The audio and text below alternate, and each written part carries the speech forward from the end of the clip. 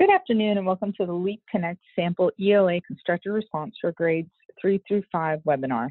My name is Alice Garcia and I'm the Special Populations Assessment Coordinator. I've created a sample CR for you to use with your students to become more comfortable with the way these items are administered. If you have questions about this item, you will see my email address as well as that of my admin counterpart, Rachel McCluskey, several times throughout this presentation. Please send your questions or suggestions to one of us and we will respond as soon as we can. In the meantime, let's go ahead and get started. So why should we practice constructed response? First of all, the LEAP Connect ELA assessment contains one CR item per grade. The CRs require students to produce a permanent product in response to a prompt while using stimuli, templates, and TA guidance. So basically, these CRs give you, the educator, and your students a chance to practice these items. They allow you to become more familiar with how the items are presented and how the students are going to respond to the process, and also it lets you go through, if you don't already know, what is the student's preferred method of communication so that you can be better prepared for whatever that is when you're doing the actual test. Additionally, there were several issues that folks encountered last year while administering these items on the assessment, and we hope that by giving you this scripted, detailed practice CR, that some of these issues will be fixed for this coming year's administration.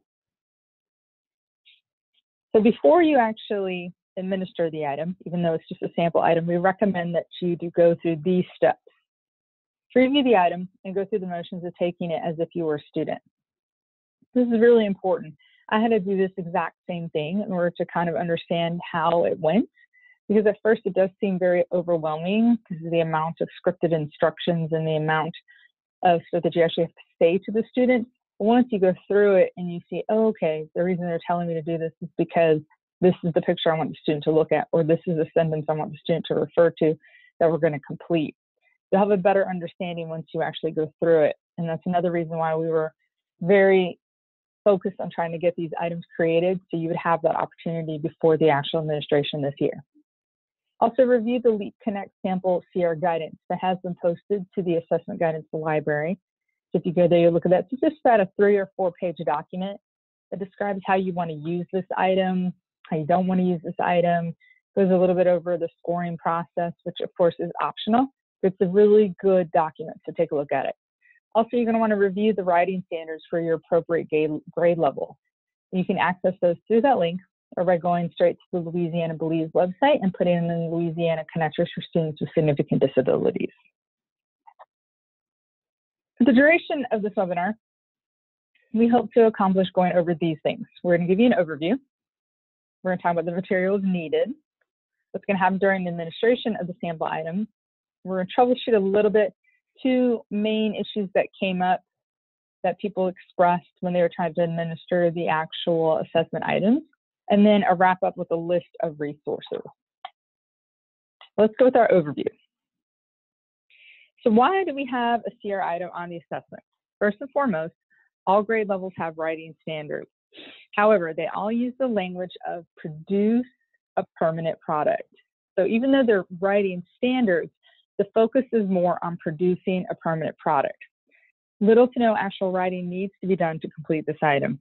The CR has been designed in a way to make it accessible to students by using scripted guidance, visuals, a template, and TAs have the opportunity to review the DTA that's on the actual assessment beforehand to prepare additional materials and supports.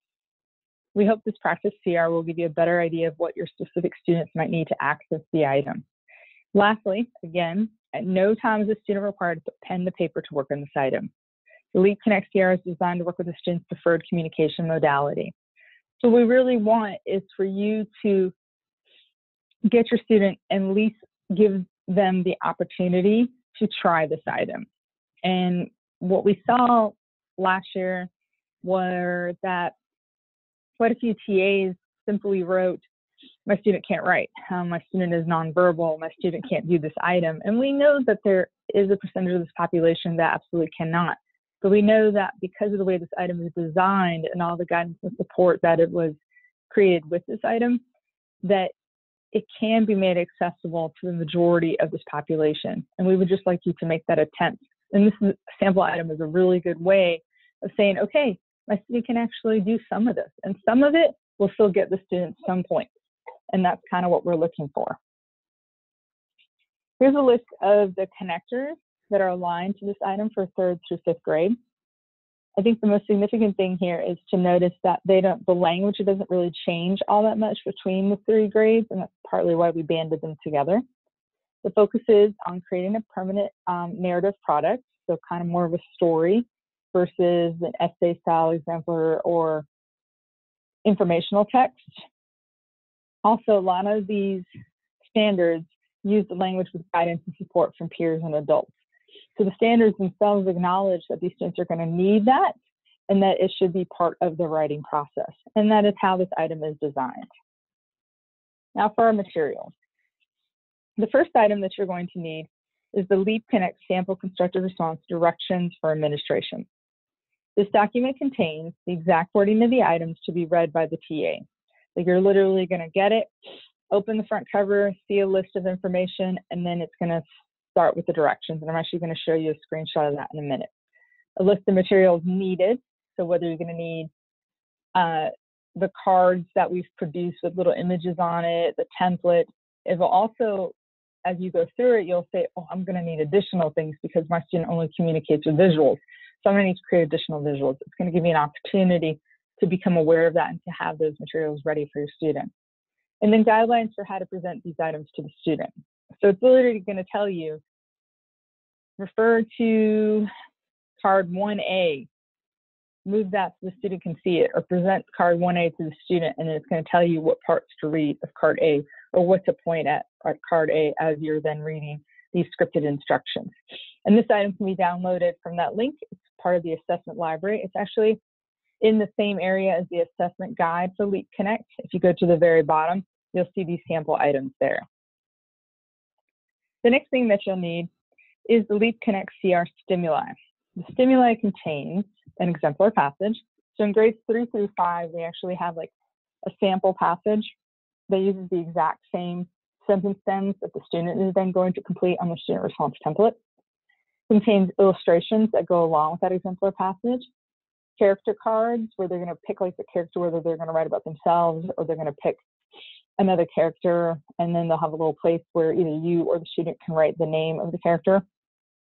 Activity cards, grammar and punctuation cards, and then the student response template. And student response template is basically going to be your final product on this and even on the assessment. I'll talk more about that in a second. Some of the cards, though, this is why it's important to go ahead and review these materials beforehand, may need to be cut out before administration, or you might even want to put them on the copier and enlarge them. If you have a student that uses some sort of electronic device where items can be downloaded, like an iPad or something, you can scan these in and have them available for the student to be able to point at or use whatever communication modality they use to convey their responses to you. Okay, the student response template is the last page, I think it's the last page or second to last page in the writing stimuli. And this is where the student is going to produce their constructed response. Now, when I say that, I mean with or without assistance.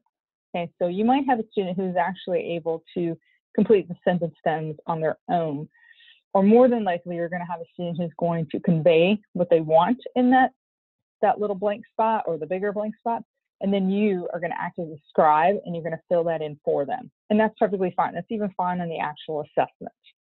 What I wanted to show you here is that this is the exemplar passage, Laura's Adventure. And like I told you just a minute ago, the exemplar passage is set up so that way it uses the exact same sentence stems that the student is going to fill in on their student response template. So for example, it starts off one day, and then goes into the next sentence, the adventure was, there's the blank because that's what the student is going to fill in at this. So they're going to say what the adventure actually was and where it was and who had the adventure. And that's exactly what we have here in the exemplar passage. And I also wanted to note that this is one area where the sample item differs from the actual assessment. The actual test will require that the final product be submitted electronically. The student's response template is recreated digitally in the DRC testing platform as a fill-inable form. Either the student or the TA will transfer the information, which is the student's responses, from the paper template into the online form, and then press submit. This is really important because I think some people, when they did the assessment last year, even though they had the student response template as a paper form, they went through the process of filling it out with their student, they didn't quite understand that those sentence stems, they were just simply recreated electronically, that if you had just filled in those little boxes, that would have been the end of the test. Boom, it's done. They were looking for something like you would see on our traditional LEAP 2025 test, where it's just a big empty box where the student constructs the entire essay. LEAP Connect, like I said, has that guidance and support. The sentence stems are part of that guidance and support, so they're actually already there, and the student just fills it in. Also, in the actual assessment, you have a little TA annotation box at the very end. So let's say you have like 5 sentence stems at the very end, you'll have this little box. It's there, and this is described in the test administrator manual. It's there to include any kind of annotations that the reader, so who's grading the essay, would need to be aware of. For example, if there's creative spelling, or the student used certain symbols, like say a money symbol or something like that, instead of actually spelling out the word, that's where you could actually explain all of that. So kind of be on the lookout for that when you see the real assessment. But preparing, the best preparation for this item on the assessment is to practice with these sample items. All right, administration. Once you've reviewed and gathered your materials, you should be ready to administer the LEAP Connect sample ELA CR. Now remember that I created this item to imitate the CR item from the assessment. It's very important. So as you're doing this and you're thinking, well, can there be an easier way to do this? Does this need to be so complex? Yes, because I am trying to imitate what the CR looks like on the actual assessment. Again, you want to make sure you have both of these items, the LEAP Connect constructed response directions for administration and the sample constructed response stimuli. It's very important that you have these right next to each other. And actually, you're going to have the exact same paper document when you do the actual administration. So you're going to have a DTA, so your directions for test administration, and you're going to have your writing stimuli, which is actually going to be part of the reference materials that come with ELA. So you're sitting down, you're getting ready to start taking this test. Even starting with session 1, you don't have these 2 items in your hand, you should stop the test, talk to your school test coordinator and say, hey, I know for a fact I'm supposed to have some paper documents. Do you know where these items are? And really, you need to get the DTA from your school test coordinator earlier so that way you can review it, look for those materials that you might need to prepare for your student. And what I would do definitely is I would go right to session 4, because session 4 is the area where they're going to do the constructed response, read through it and see what kinds of additional things, what I'm going to need to prepare for my student, particularly if my student is one of those who communicates with visuals, is nonverbal, uses an alternative communication device. You're probably going to need to do a little bit more than, say, a student who doesn't use any of that, who could possibly type the answer directly into the computer. Those are your options. Again, read through your directions for administration and look at your stimuli to see if you need to prepare those materials for students to use. Again, that's things like cutting them apart, blowing them up. Even if you're going to need just like cards that you student uses a PES board, you might want to go through and choose which little visual cards they might need, so then that way they're not having to dig through a big giant binder of those cards. They'll have the specific ones right there for them to use to communicate with you and to communicate their responses. You should download the materials if you need to download these materials to an alternative communication device. If you need to create additional images or stimuli cards. As you're reading through the directions for administration, you'll see some areas where it'll say if the student can't provide a response, you may provide 2 options for them. Again, if you have a student who communicates in visual, this is where you might need to create additional images for them. This becomes more of an issue, I think, in the upper grades, but definitely look to see if you need to do that for these lower grades as well. Also, then also another reason why you want to review these is if you have any additional questions, you can go ahead and email me. I'm Alice Garcia, or my admin counterpart, which is Rachel McCluskey. For me, you want to email me about content about this actual item. If you're not sure, for example, if you see a picture and you're saying, wait, am I supposed to use that picture with this? Go ahead and shoot me an email, I'll let you know. Rachel is our accommodation guru. So if your student uses an unusual accommodation, go ahead and email her to see if that would be something that would be allowed on the actual assessment. I mean, of course, you can use it on the sample item because it's not a test item, but we want you to try to imitate that environment as much as possible. So go ahead and email her and say, can I use this? if I'm using the sample item, I want to be able to use it with the assessment itself. And her response is probably going to be, as long as it's something you use routinely in the classroom, you could probably use it on the assessment. But just to be safe, go ahead and shoot her an email and she'll go over that with you. Another thing you might want to think about is that the Leap Connect constructed response items and even the sample item, we designed it so it doesn't have, you don't have to do all of it in one sitting. So like one way I would probably do it, depending on different students I've worked with, is I might go ahead and do like the first part, the organizing part. Then I would actually start filling in the student response template another day. And then on my third day, which may not be 3 days in a row, there might have to be a day or two of a break in between these. Then the final day I would do my revising and editing. And this is something you can do, of course, for the sample item, but you can also actually do it on the assessment. The test can be paused and resumed at any point. Leap Connect is the only test that allows this, because we understand that students sometimes need a break, sometimes they need a longer break, sometimes they're not having a good day. So again, that's another kind of little piece that was added to this test to make it more accommodating for this population. Okay, so when you open up the directions for administration, you're going to see something like this. It's going to say directions. When you see the standard print, those are things you're going to read aloud to the student. So here you would start reading. You're going to construct a story about someone going on an adventure. First, you're going to listen to a story about a girl who goes on an adventure to give you some ideas for your story. Then you're going to see this italicized print, which is typically in a lighter gray. And that just tells you the action that you need to perform for the student. So in this case, as you're reading this, you're actually going to present card 1A, which has the exemplar passage. You'll have it right there in your directions for administration, and then it's also as a separate document in the student, in the writing stimuli. And you're just going to slide that over and point it as you read.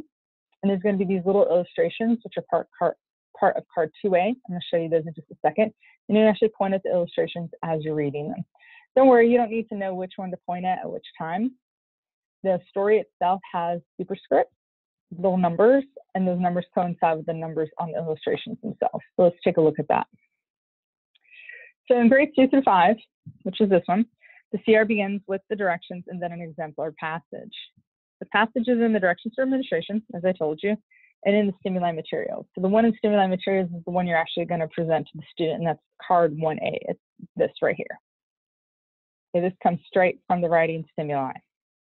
The images, these right here, are part of the stimuli as well.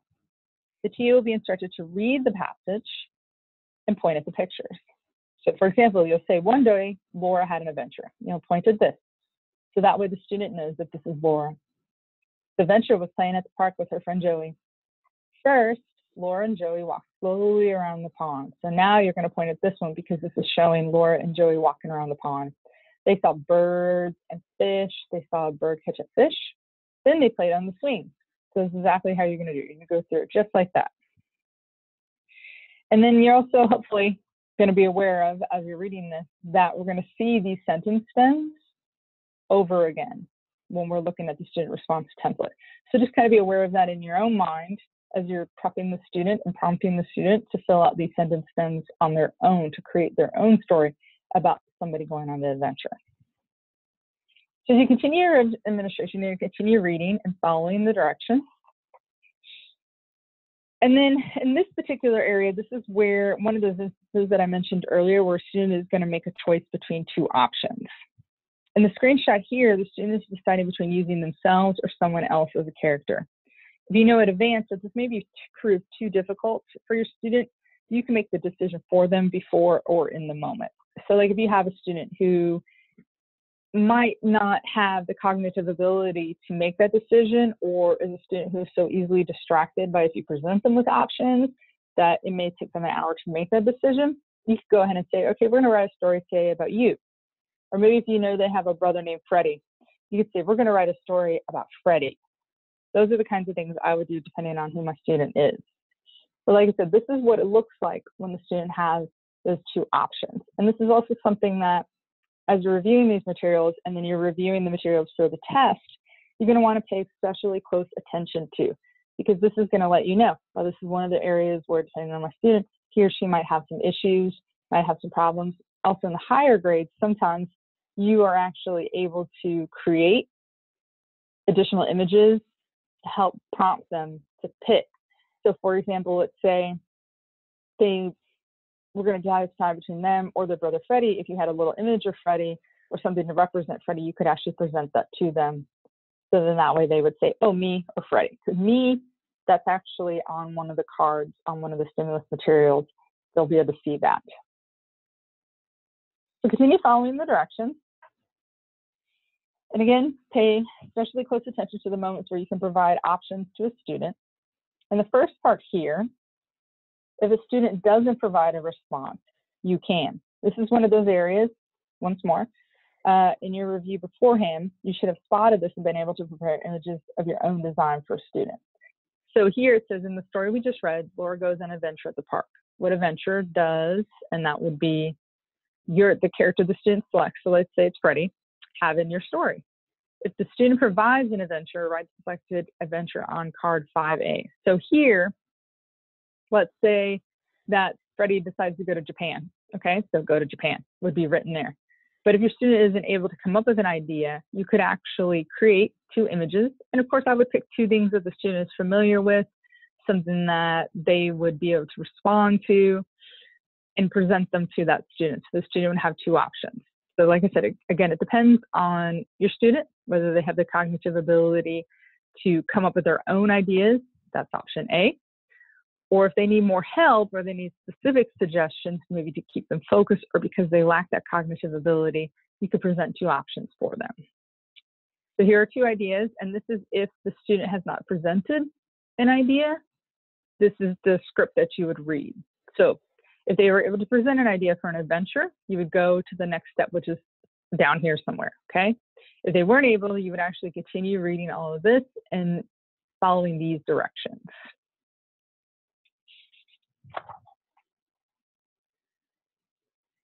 So as I've mentioned earlier, the directions for administration actually match the student response template. So in this case,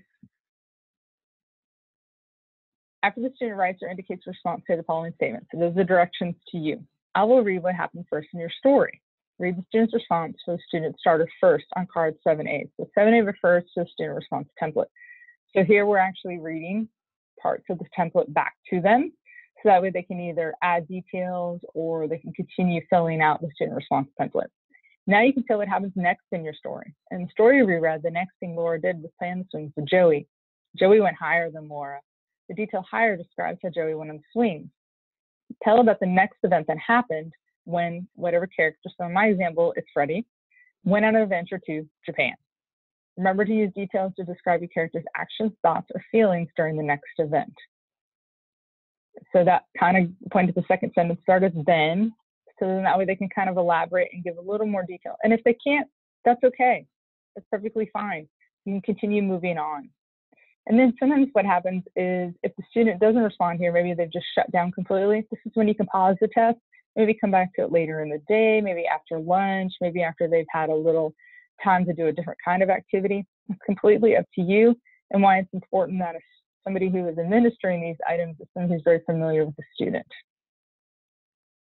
Also, I think what you'll see when we look at the rubric is if a student is only able to fill out part of this, they can still get some points.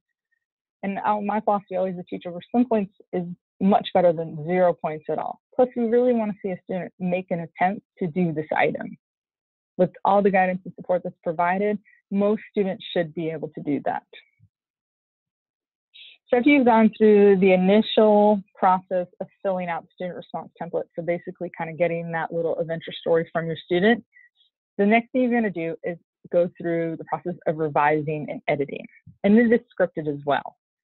So in this, they're going to revise. So they're going to go back and look at their sentence stems and decide if they want to make any changes. And it's scripted. Now I'll read your story to you. Then you can revise your story. Remember, when you revise, you can add to or change your story. So point to and read students' beginning, middle, and ends on card 7A. So that, again, is your student response template. Beginning. Point to the beginning section on card 7A with all sentences covered except for the first one. So the reason you want is to use another piece of paper and you'll just cover up that other area. And then to keep the student focused on that specific sentence stem that you're looking at, the specific sentence, because that's the only part that you really want to revise at that moment. And it'll go through, like you'll continue moving that little paper down until you've uncovered the entire student response template. You were asked to tell about a character that goes on an adventure in your story. I will read the beginning to you. Then you'll read it, and then you'll say, is there anything you want to revise about the character or activity? Now, I think this is the part, and as I was reading through this, I said, okay, this is probably where I'm going to need to practice the most with my students. I think most students will be pretty good about when they're being prompted coming up with ideas, but the idea of revising might be the most challenging process for them, like having to think about what they've written. And it's very possible that they're not going to see any changes, or they might not even need to revise it in this way.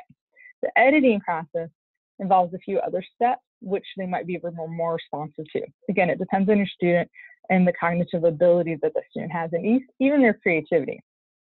Some students, like if we were working on this and we had the story about Freddie going to Japan, some students are so creative and imaginative that before you know it, they're going to have Freddie fighting Godzilla in Tokyo. They're going to get that kind of creativity out of them. And that's awesome. And that's great. And you will see that with some students, but with other students, you won't. And that's okay.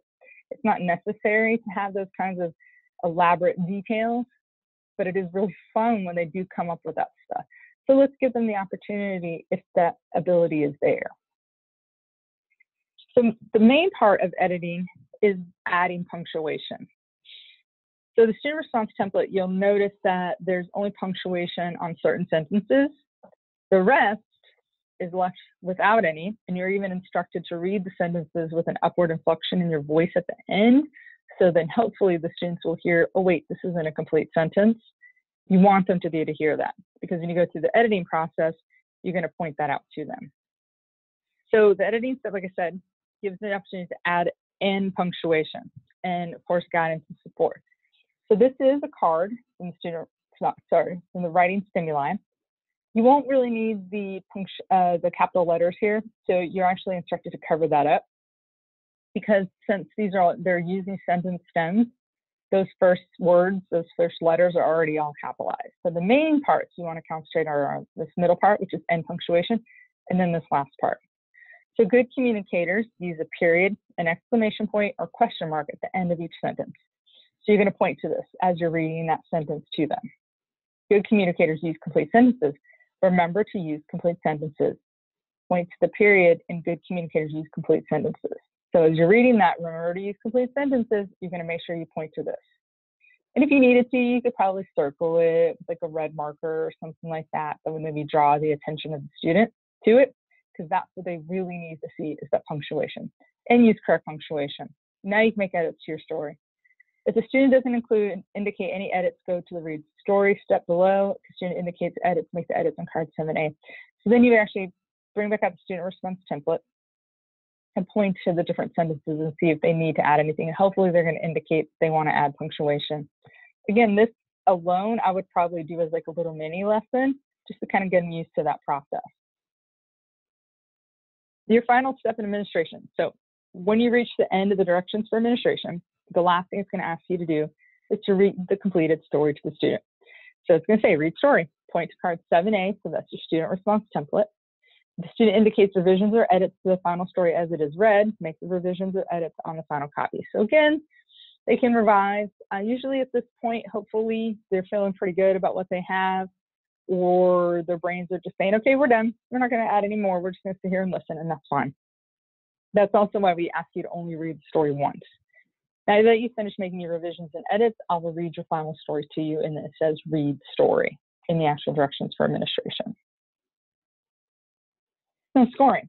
On the operational test, the CR items are hand scored by the test vendor. If the student's teacher wishes to score the student's response, they may do so using the rubrics found in the LEAP Connect assessment guide. Again, since this is a sample item, it's not mandatory to score it. That is completely up to you. And really, if you're doing this more to practice the administration, to practice the process, you might not want to score it, at least maybe not the first 2 or 3 times that you go through this. But you might want to eventually. Like I said, I don't think it's as important as it is for you to at least review the rubric and think about, how many points would my student actually have? based on what they were able to do. And that's another reason why we've included the steps. So I've recreated the grade 4 rubric, but really 3, 4, or 5 works very well for this assignment. And it kind of breaks it down. It shows you that we grade based on organization, idea development, and conventions. They receive credit for full evidence, partial evidence, and limited evidence. And then, of course, there's the unrelated, no evidence. And at that point, if it's unrelated or no evidence, because a lot of these are so flexible that they could be writing just about anything. They can write about Star Wars, zombies, cats and dogs. I mean, for a lot of these, you can make it work with that. When we see no evidence, of course, are the ones that are blank. And that really should be for the students who have absolutely no ability to access probably any part of the LEAP Connect. But if they're able to at least get through some of it, you might be able to get, say, 1 response out of them, and that could equal 3 points out of the 9 that they could earn on this activity for both the sample and for the actual assignment. So this next slide, I break down the rubric. As I mentioned just a second ago, the CR is worth 9 points. Each category is worth 3 points. If you look to see what a student actually needs to have full evidence to the full 3 points for organization, they need a character and situation. The sentence stems are broken up to actually prompt the student to give just that.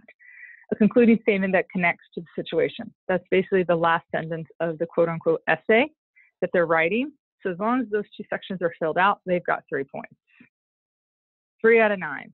And that doesn't even count these other ones. The conventions, I think, is very generous.